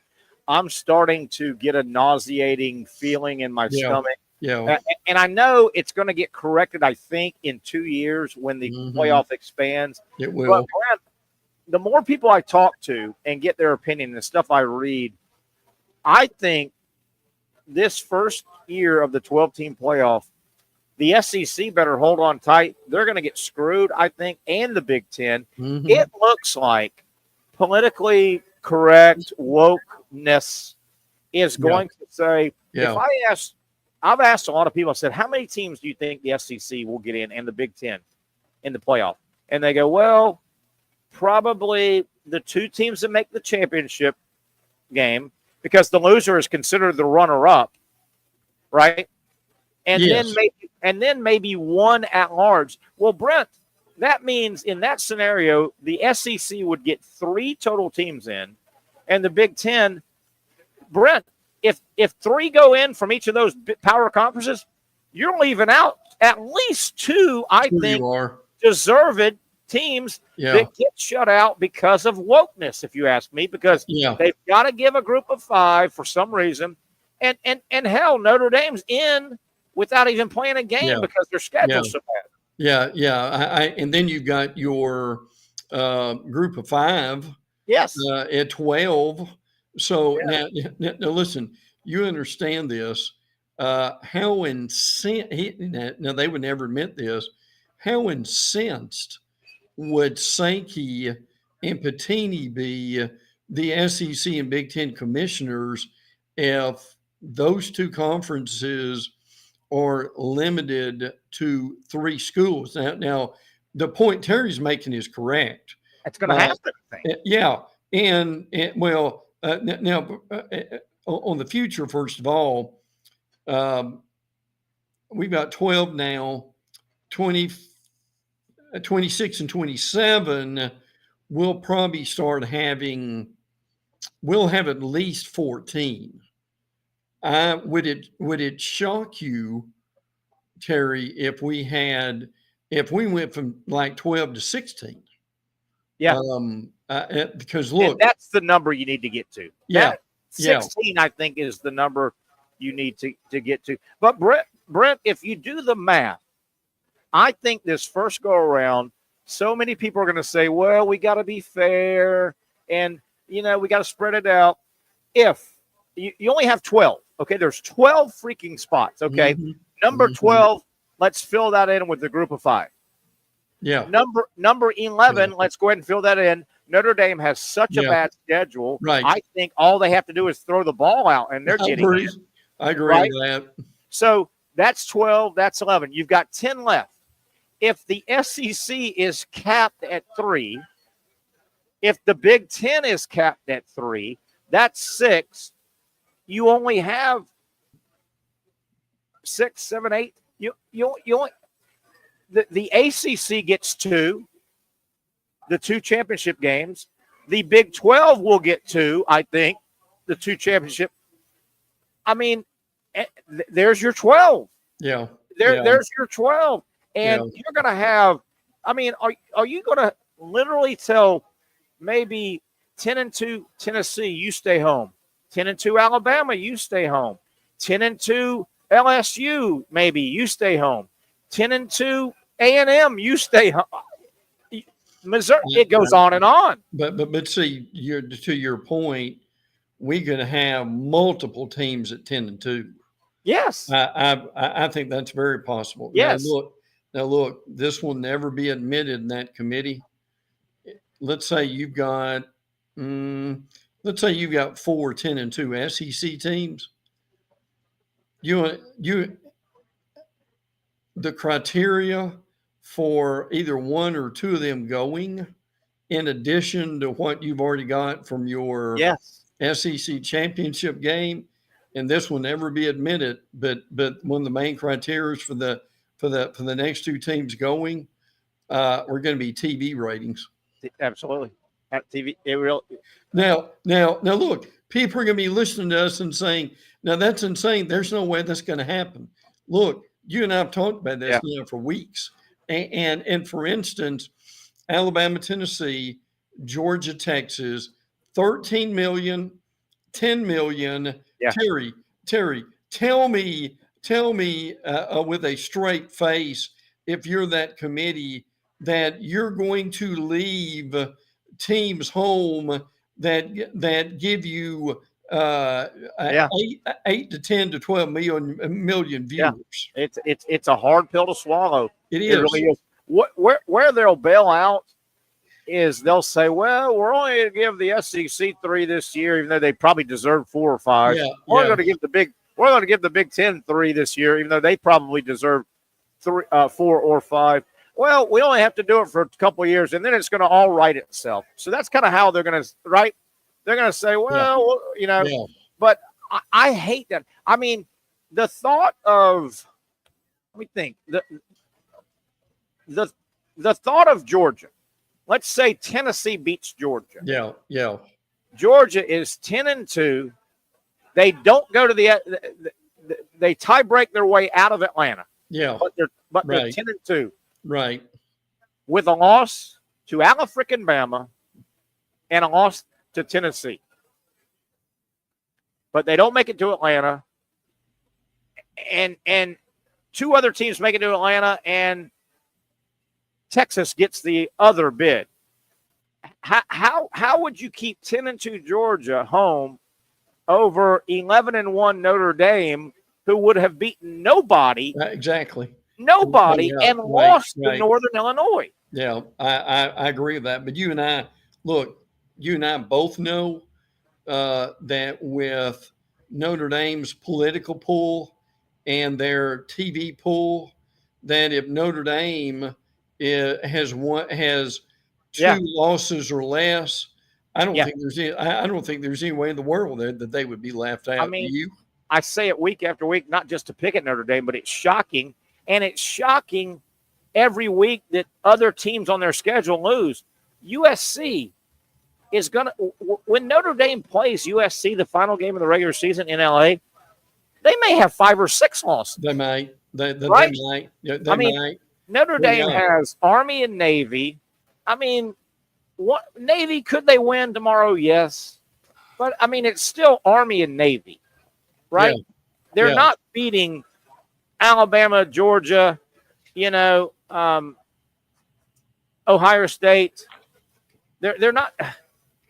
I don't know. It just seems like that the SEC and the Big Ten are going to get screwed because of wokeness, I think, more than anything. Well, this first year or 2. And look, and again, you've got Notre Dame, Florida State, Virginia, Army, and USC. I mean, they're going to breeze through that, frankly. But look, and we'll do this on another day in detail. But can't you see this coming though? This is why that, and they've talked about this in the open, both the SEC and the Big Ten. Can you see that if they have 2 or 3 years of frustration, they're going to say, "Look, the heck with you guys, don't need it. We're gonna form our own alliance. We're gonna have our own Terry, 12 to 14 team playoff. Absolutely. Of just the Big Ten and the SEC. Yeah. And Terry, everybody would gripe about it, but I guarantee you the people who would not gripe about it would be both those conferences and television. Well, I think you left one major thing out when those 2 conferences say that to the rest of college football. We're tired of it. We're not going to stand for it anymore. We're going to expand one more big time. That's right. Yes. We're going to go add another 6 here and another 6 there. Yes. Oh, yes. And then we're going to do everything Brent Beaird said. And frankly, they'll find TV networks falling over themselves. Yes, they will. And you know what? Sankey and Petiti on the other side? Yeah. And they could say, hey, go knock yourself out. Get your own playoff. That's right. That's right. And you know what? That playoff will be like the AFL to the NFL. It will. I mean, it'll be like, hey, go playoff. And then let's see who gets the ratings. You know what? Brent, you made a good point there. Maybe this is a good thing in disguise if you're a Brent Beaird, Terry Norvelle, SEC Big Ten guy. But but look, you know, you're one of the more insightful guys I know in sports. you see this coming, don't you? Absolutely. It's a matter of fact, you called for this, like I have over the last few years. And I'm not saying this to pat ourselves on the back, but it's just logical. All you got to do right now is follow the money. You follow what they've said. You follow them getting together, and these two. And look, they just met in Nashville. What, Terry? 2 weeks ago. Absolutely. So that and good. And the other thing going on is, and you're exactly right with that. And you can see that this year. You could see it. You could see Tennessee. You could see Alabama. If Georgia loses another one to either Tennessee and don't forget Ole Miss. Absolutely. Or you could see somebody catching fire and zooming up the ladder. Yeah. And then you've got and then that's what I mean. You've got what?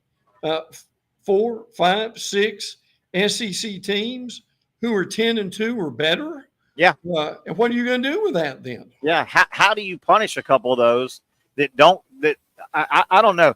And I have never been able to find a real flaw in if the SEC was to bump up and expand one more time to 24, and the Big Ten was to bump up one more time and expand to 24, those 48 teams and programs get together and they say, we're the real college football. Yeah. We're the high-level college football. Yeah. And I don't know. And by the way, 16 of those 48 get in the playoff, and the other ones keep the bowls alive. Yeah. Hey, if you don't get one of those 16 bids, if you're whoever, if you're Northwestern and you want to go to the Gator Bowl and play, Missouri or something, fine. The rest of the 48 go play the bowls. I don't see a fallacy in that. Well, let me throw this at you too, and this is something to think about because you could see this happening, or what you could see is you could see the committee putting in minimum 4 SEC and Big Ten, and only maybe have the champion of the Big 12, and only maybe have and the ACC. And only have the in the ACC maybe only either have Clemson or because my point to this is your 2 participants in the championship game of the Big 12 and the ACC, Terry, the loser may not get in. Yeah, and may not deserve to be in. Yeah. So I will say this: that what's been kicked around, and some people groused, obviously, that aren't in the SEC or the Big Ten. Remember what you just said has been kicked around. Maybe the SEC and the Big Ten, they flex their muscle and say, hey, we want a guaranteed 4 each side. Yes. When it goes to 16, I could live with the SEC and the Big Ten getting 4 guaranteed. Right. Eight of the half of the field. Yeah. I could live with that, and I could actually see the SEC and Big Ten living with that. Going, okay, okay, we'll live with that. Then you guys have the other half of the field to work it out. But we can't get screwed. We, the SEC and Big Ten, should not get screwed because of politically correctness. Well, because Terry, they would rather the Big 12 be jumping up and down and hold their breath till they turn blue instead of the SEC or the Big Ten being upset. And I'm just telling you right now, and I can see this happening. And you caught on to this. Every week, it's a big deal when those television numbers come out. It really is. I mean, look, they were shouting the numbers we just said a few minutes ago from Alabama, Tennessee, and Texas, Georgia from the mountaintop. Now they're not doing that just to brag. No, they're doing that to make that committee be aware. Now, this is where your money's coming from. This is who's watching this. And if they've got a shot, these teams ought to be in the playoff. Don't think for a minute they're just doing that for fun. As we come up on the break, Brent, and I'm gonna keep you one more segment. We're gonna take the next segment all the way to end the show if you don't mind. I also think that college football is going to almost use the NFL and vice versa. I think we are going to see ungodly TV ratings because the way it's going to play out, this year's college football playoff starts December 20th and literally will end with the championship game January 20th. Well, that means these playoff games, I think the NFL and the college football playoff are going to kind of market and work each other. I think think how big. What if you've got a regular season couple of NFL games that lead into a couple of playoff night games, or vice versa? Yes. So all of a sudden, because keep in mind, every NFL fan is not a big must-see college fan, and every college fan is not a big must-see NFL fan. But if they're sitting there butting up against each other, which that never happens, I think a lot of NFL fans would stick around to watch the first round of the college playoff. I think a lot of the college football playoff guys, when their game is over and it's butted up against another NFL game starting 5 minutes later, I think there'll be a lot of market sharing and viewer sharing. I think these two are gonna piggyback and take the numbers to the stratosphere. Well, what's going to also happen, and this is the reason they did this to begin with, or one of the reasons in expansion, you're going to see an unprecedented interest in November. Well, now I want you to think about this. Not this Saturday, but next Saturday is Alabama, LSU, and Georgia, Ole Miss. Now, what are those numbers going to be for both those games? And what you've got is you've got this viewer that may have checked out by Halloween that, hey, my team's got a shot at the playoffs. I'm going to be watching in November when I wouldn't have been can you see that happening with that easily? Love it. I want to expound on that on the other side. Let's keep that discussion going. And Brent, we've got to talk about, we touched on it earlier today when we opened up the show, just a real tragedy in college basketball. It doesn't matter in the grand scheme of things, but it kind of touches the University of Florida's basketball program as well. We'll talk about that and more. Brent Beaird, our college sports analyst, will stay with us here on a Friday. Busy show, fun show, as always, from Brix, Jax Beach. For those dealing with pain from a sports injury, arthritis, or spine condition, Southeast Orthopedic Specialists offers innovative new non-surgical options. Our regenerative medicine treatments, including platelet-rich plasma and other regenerative treatments, use your body's own restorative cells to aid in treating injuries. These procedures are performed in our offices and typically require minimal downtime. If you want to get back to doing what you love, our regenerative treatment options may be right for you. For more information or to schedule an appointment online, visit our website.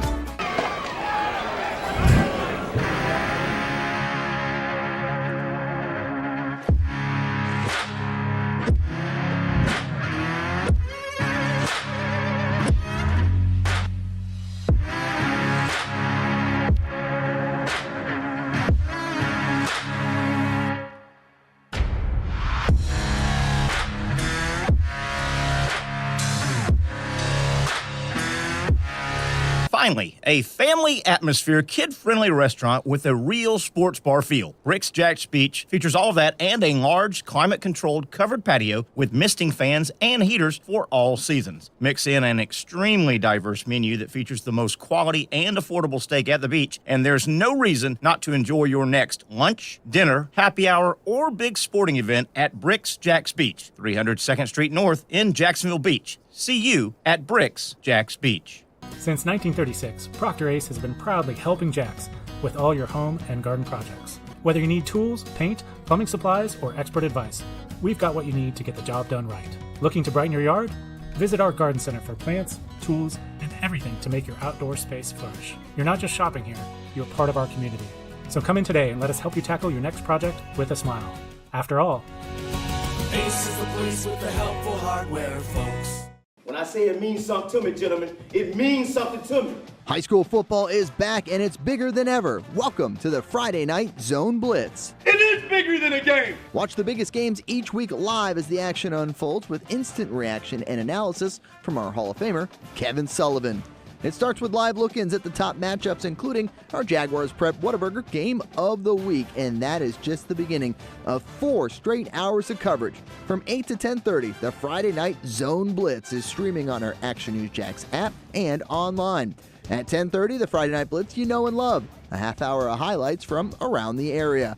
11 o'clock, we shine the spotlight on the bands that pump up the crowd. 11:15, it's time to blitz through the highlights online and on air. Then 11:35, back to the stream to break down the night's results with a reaction from local coaches. 4 straight hours of high school football on the Friday Night Zone Blitz. Only on Action Sports Jax 24/7.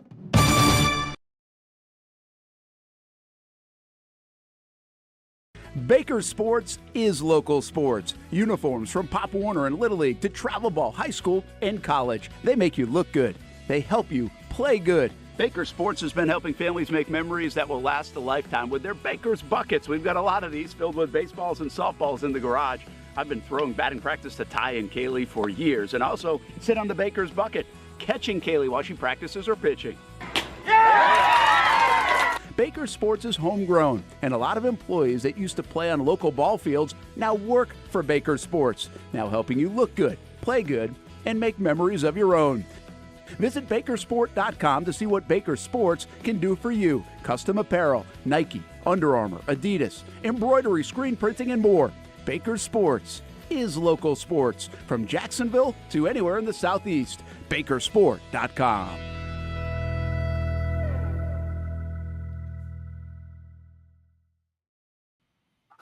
All right, we've got a good, lively discussion as we always do when we bring on our college sports analyst Brent Beaird, specializing obviously in college football, but certainly we tap Brent's knowledge in college basketball, college baseball as well. Brent, good discussion we've had going on, and I want to continue here. It is a Friday, place is stirring here, Brix Jax Beach, our tremendous Friday home, and boy, the steaks, the $12.99 ribeye specials are flying out of here. Oh my goodness, gorgeous weather too. I'm going to wrap this thing up, and I got a lot of friends here. They're kind of having a In the Pink Foundation chili cook-off, what do you call it? Kind of like the night before kind of party thing before the big chili cook-off to benefit cancer victims. I'm a judge tomorrow, Brent Beaird. Got to eat a lot of chili tomorrow. How about that? Very nice.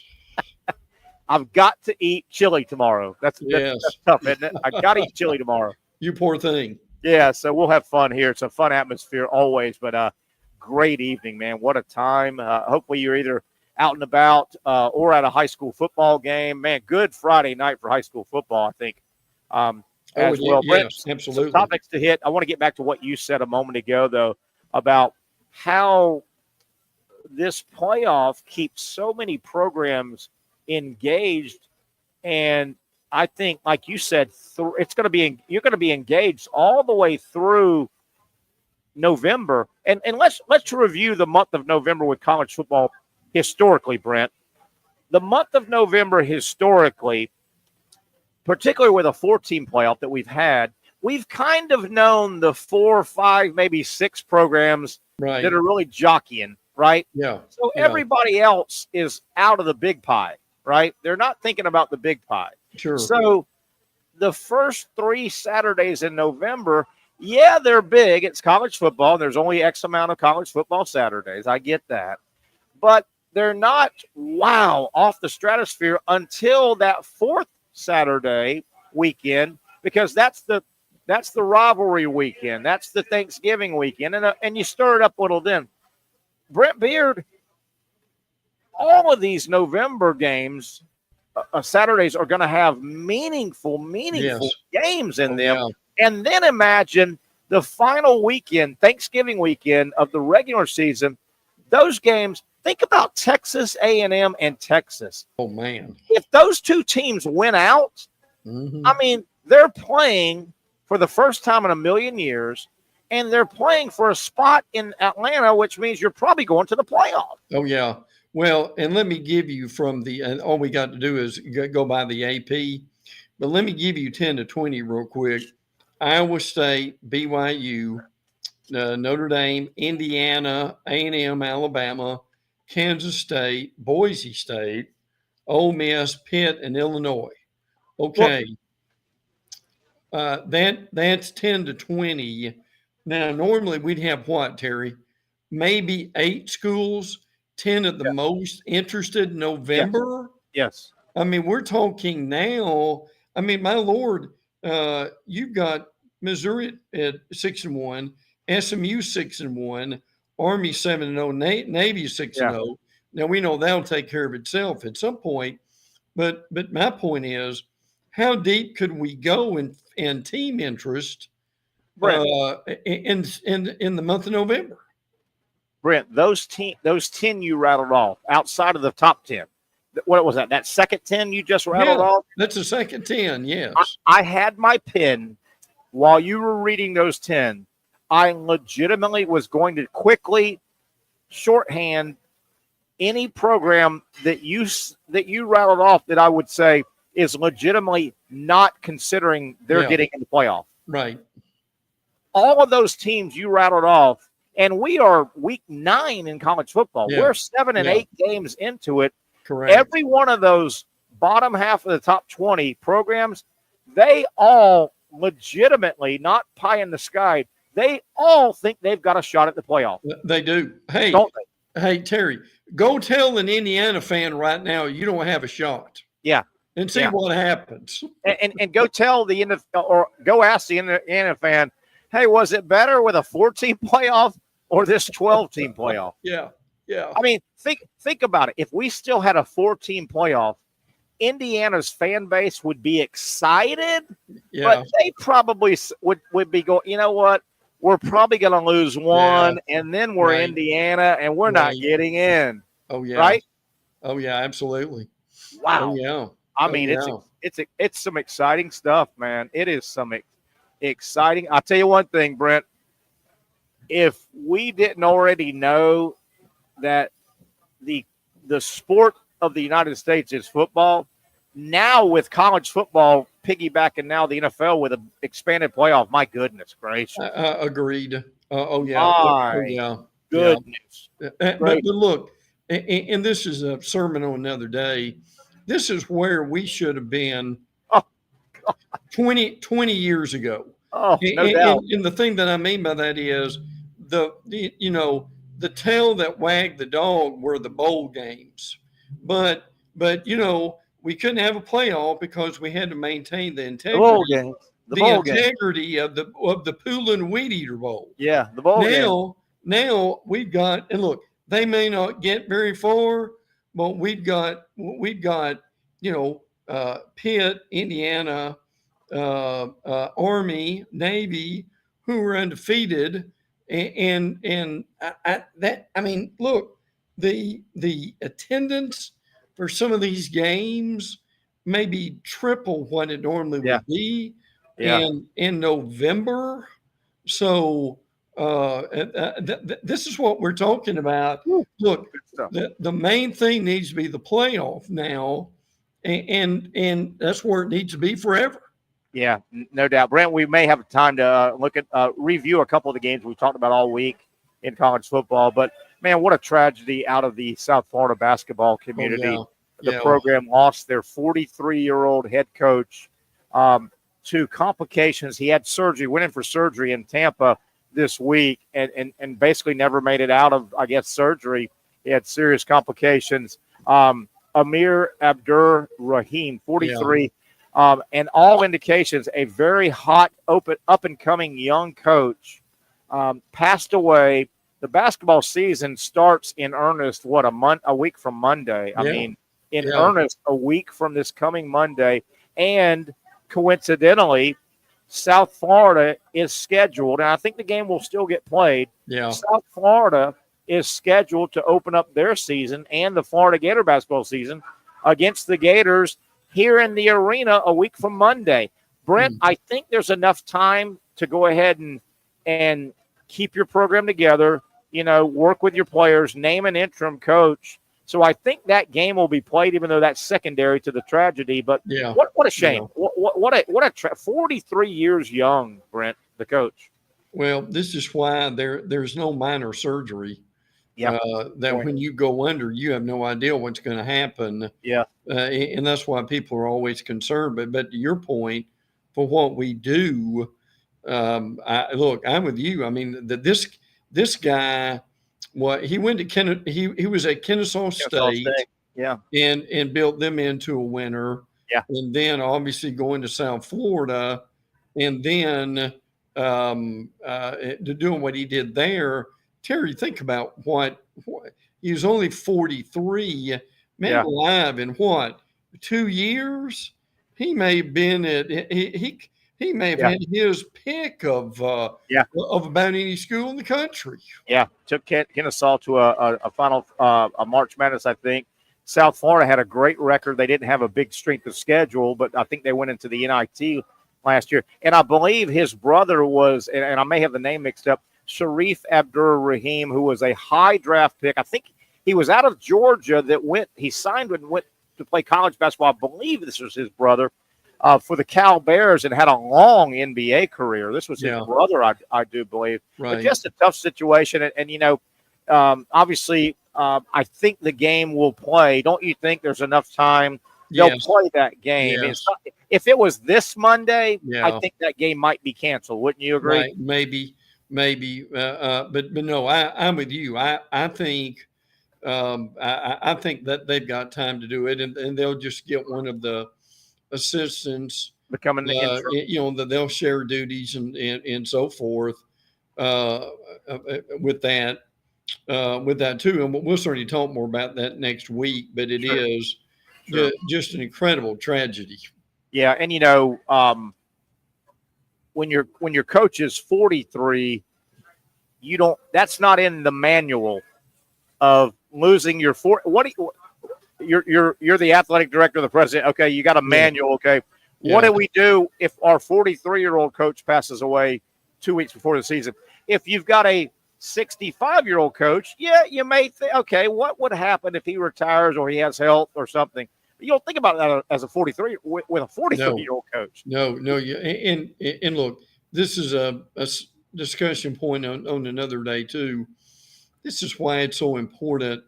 These guys, again, you and I've joked before that you think they had the nuclear codes. They're so serious about this stuff, but coaches, Terry, have got to do a much better job. And I'm not blaming him necessarily with this, but just the profession overall. Coaches have got to do a better job of taking care of themselves. I agree.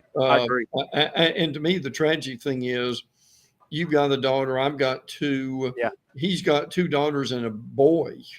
And at 43, and Terry at 43, I mean, they can't be that old, can No, you wouldn't think. A spinoff to what you just said. There's still in the coaching profession that machismo, wait a minute, you know what? My coach, and I learned under this coach, you got to put in 20-hour days during the season. You can't. No, you're not coaching if you're not putting in 19 hours a day, 20 hours. No, I think that's you. I mean, you're not splitting the atom. You're not. You're not negotiating world peace here. Anyway, Brent, it's just a tragedy. We hope the players and the program and the family can persevere as best possible in a tough time. About 6 minutes left, Brent. Games that might really pique your interest, including tonight, Boise State no doubt. And Ashton Genty.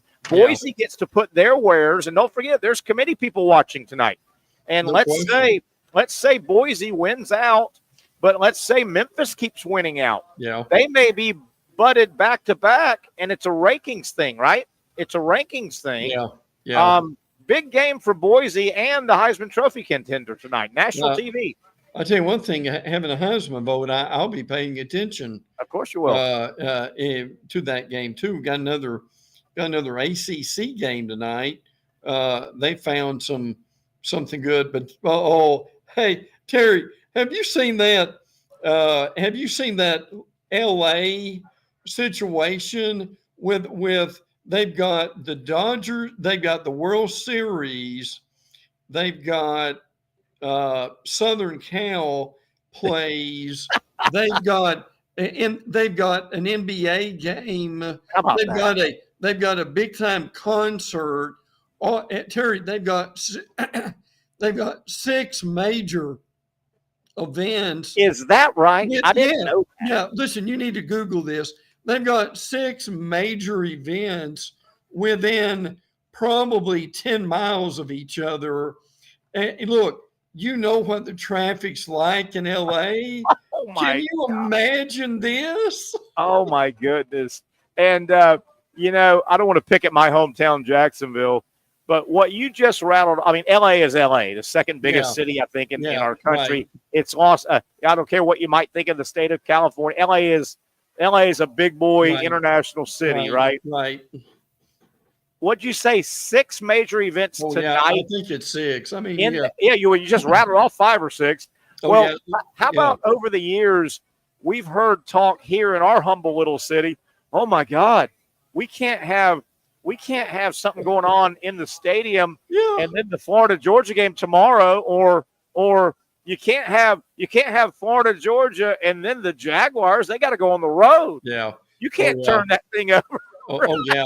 But I mean to tell you, on a normal Friday, for drive, for your drive time home, it's almost impossible. Now you throw all that in there, again, college football, NBA, concert, and the World Series. And there was 1 or 2 more that I even forgot what they were. How about that? But I mean, Terry, that's absolutely, even for LA, that's insane, isn't it? That is crazy. That is awesomely crazy. And I'm not so sure USC doesn't mind getting overshadowed a little bit as bad as they're playing. Man, what a disaster for USC this year. They've got Terry. They've got Rutgers. The last thing you want to see is Rutgers beat you by double digits in front of what? About 35,000 people. Yeah. Oh, in a 90,000 seat Coliseum. Yeah. Yes. Brent, I want to go back to a game we talked about yesterday. Got about 2.5 minutes. How dicey is Alabama? Where are they at mentally? And they don't play a sexy team. Missouri, no knock on Missouri. They don't have the LSU name. They don't have the Georgia name to really shake up Alabama. Is that a dangerous game for Alabama tomorrow when Missouri comes in with their rock fight offense? Oh, yeah. Look, the way Bama's playing right now, particularly Jalen Milroe, anybody they play is going to be a problem. Now, the big issue with this game is Brady Cook going to play? Is Cook going to play, yeah. Now, look, you know how they love this. He's a probable. Yeah. So, look, I can see him limping off the bench, going in and trying to play some hero ball with this. But I don't care. And their backup quarterbacks, the Pine kid, from Notre Dame, who basically can't play. Yeah. But look, whoever is the quarterback, all they need to do is get the ball to Luther Burden. Yeah. It's going to be interesting if Missouri can keep that thing either direction, 17-14 final, 2017.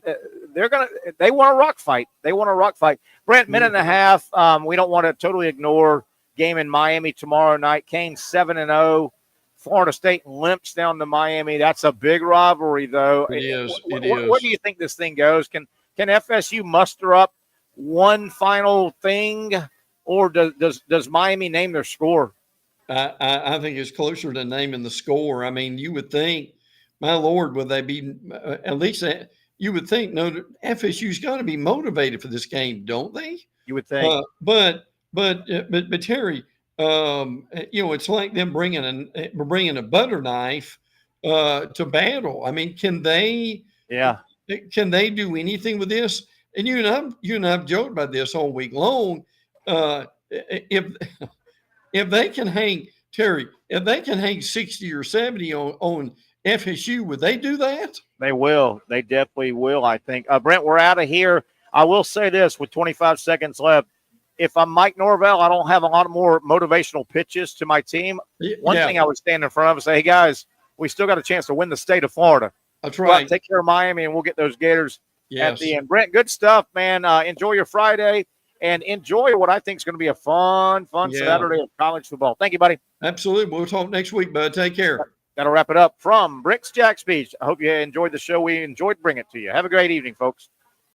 Finally, a family atmosphere, kid-friendly restaurant with a real sports bar feel. Brix Jax Beach features all of that and a large, climate-controlled covered patio with misting fans and heaters for all seasons. Mix in an extremely diverse menu that features the most quality and affordable steak at the beach, and there's no reason not to enjoy your next lunch, dinner, happy hour, or big sporting event at Brix Jax Beach, 300 2nd Street North in Jacksonville Beach. See you at Brix Jax Beach.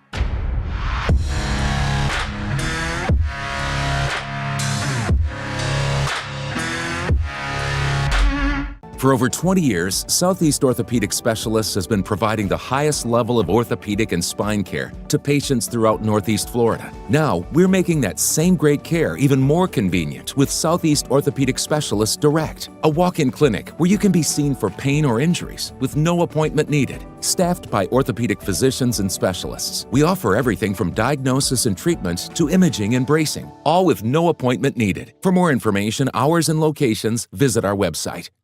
You really got to hand it to him. Hold on. The previous play is under further review. I'm not sure what he could review, but okay.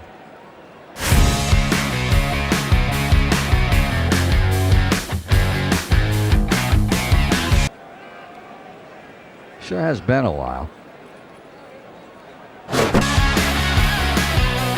Dine in at Hurricane Grill and Wings for the football season.